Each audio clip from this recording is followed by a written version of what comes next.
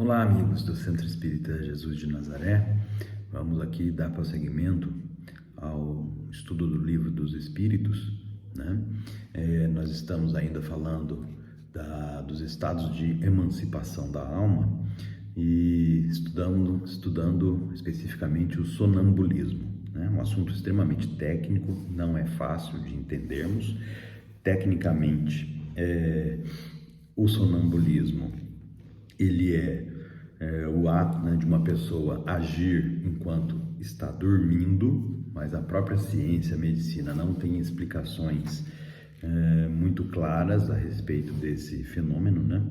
E espiritualmente, né, falando, é a atuação do espírito sobre o corpo adormecido, né?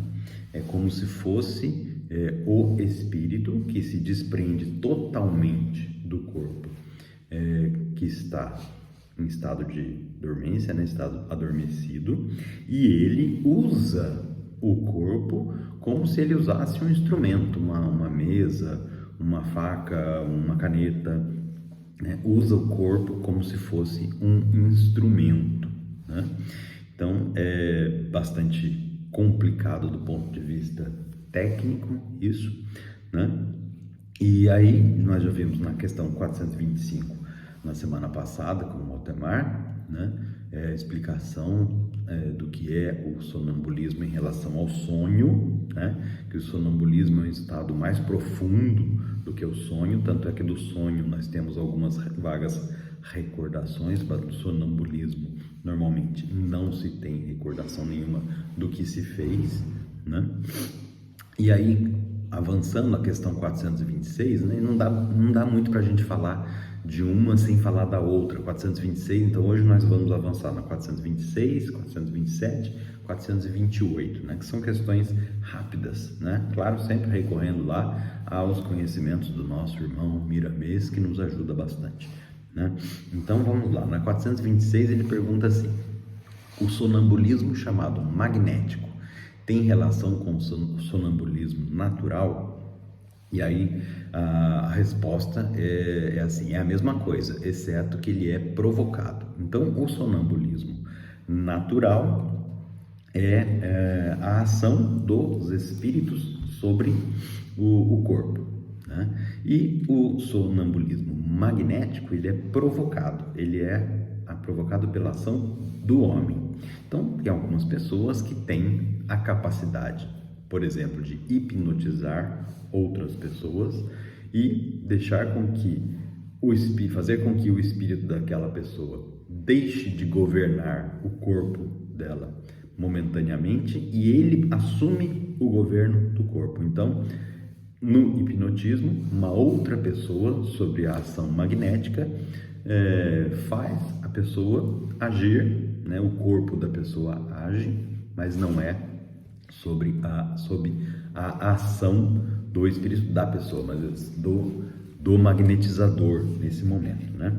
E é importante a gente falar um pouquinho, né? O Miramês nos alerta disso, de que essa história do fluido, né? Bom, lá no século XIX, quando Kardec fez todo esse estudo, né? Quando ele organizou todo esse estudo, tudo que não se conhecia muito bem era chamado de fluido.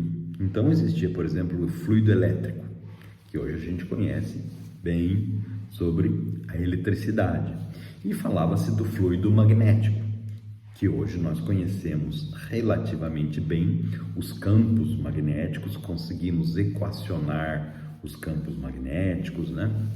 Mas ainda não dominamos inteiramente os fenômenos do magnetismo. Por quê? Porque o magnetismo ele é muito mais do que o que a gente conhece aí da física atualmente, né?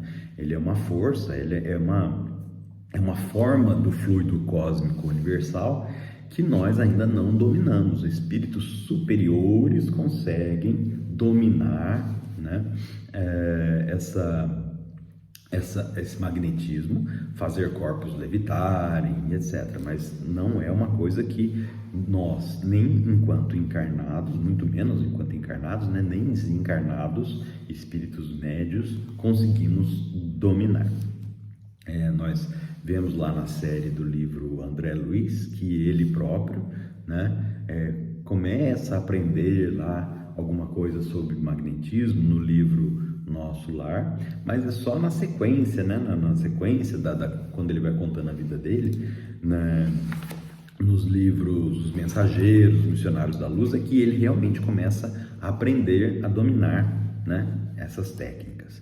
Então, é uma coisa que o Miramês nos alerta, que é importante, né? A vigilância. Por quê? Porque estamos constantemente emitindo fluidos magnéticos e com isso nós contribuímos para a formação da psicosfera magnética da Terra, né? E que ela atualmente, por ser um planeta de provas e expiações, e especificamente por estar passando pela transição em que muitos espíritos estão vindo à tona, retirados das regiões mais densas, e muitos deles estão recebendo a última chance de encarnação, a psicosfera da Terra está densa, né? Está muito pesada. Então nós vemos lá no livro de André Luiz, Missionários da Luz, quando ele visita, né, o lar temporário Fabiano de Cristo, né, ele fala sobre tempestades magnéticas, ele fala sobre raios, sobre coisas que a gente nem entende muito bem, mas é o domínio do magnetismo que nós ainda não temos, né? E na questão 427, né, ele pergunta, né, qual é a natureza do agente chamado fluido magnético?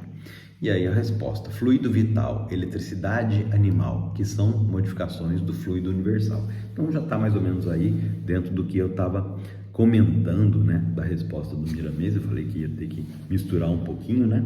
Então essa eletricidade animalizada é a força magnética que nós temos carregadas, por exemplo, na nossa mão, no momento do passe, né? Nós estamos sob a influência de espíritos, recebendo, transmitindo energia magnética, um campo magnético.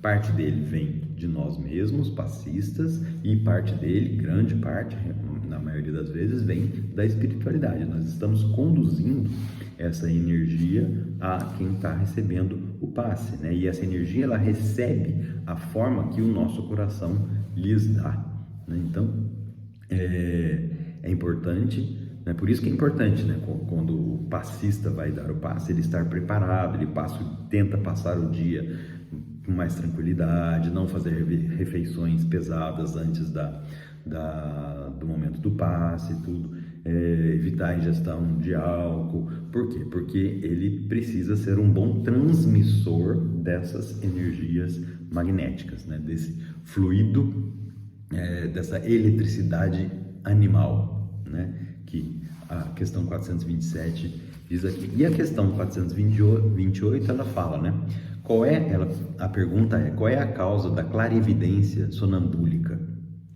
E o que é clarividência, né? Clarividência é a mediunidade, né? É a propriedade que alguns espíritos têm, né? E algumas pessoas, médiums, têm, de ver sem os órgãos da visão, de ouvir sem os órgãos do ouvido, e até de saber coisas sem ler a história, digamos assim, da pessoa. Então, a gente vê no livro Os Missionários da Luz, também, de André Luiz, o caso de uma clarividente, uma médium clarividente desencarnada. Veja só que interessante, uma clarividente desencarnada que faz parte de uma equipe de socorro, que a função dela é chegar perto de um espírito, sob a ação magnética dela, ela conhece toda a história das encarnações anteriores daquele espírito, e ela pode começar a falar com aquele espírito para trazê-lo à realidade, né? Então, clarividência é essa propriedade.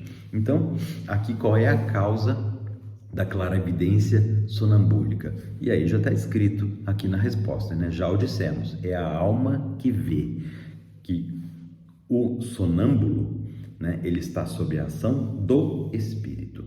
Então, quando o corpo dele fala alguma coisa ou age de alguma forma, não é o corpo consciente que está agindo, é o espírito. Então, ele está transmitindo ações do espírito. Como o espírito não está sujeito ao aparelho físico, olho, né, ouvido, etc., ele consegue ver com um espírito, ele consegue ver além daquilo que o nosso aparelho físico, o olho, consegue ver. Ele consegue ouvir além do que o nosso ouvido consegue ouvir, né? Então, é a transmissão do que o espírito está vendo sendo falado através do corpo que está dormente, agindo sob a ação magnética do espírito, que é tecnicamente o sonâmbulo, né? Existe um caso aí famoso, que eu não vou me recordar agora em que livro está, mas que cita um caso de um farmacêutico sonâmbulo que ele ia dormir e deixava lá sobre a mesa de trabalho dele as fórmulas que ele precisava preparar. E durante o sono, ele, sonâmbulo, né, o espírito dele dominava o corpo, ia lá, preparava as fórmulas, e quando ele acordava, ele não tinha recordação nenhuma do que ele tinha feito, mas ele se deparava com as fórmulas todas já prontas, né? Então, é um caso do espírito agindo sobre a matéria, tá certo? Muito bem, pessoal. Nós temos a continuidade aí na semana que vem, 429, pergunta, né? Por que razão o sonâmbulo pode ver através de corpos opacos? Nós não vamos entrar nessa questão, mas mais ou menos é isso daí, né? É o espírito que vê. Então, ele não está sujeito às limitações do nosso aparelho físico. Ok, pessoal? Muito obrigado pela atenção. Fiquem com Deus. Até a próxima.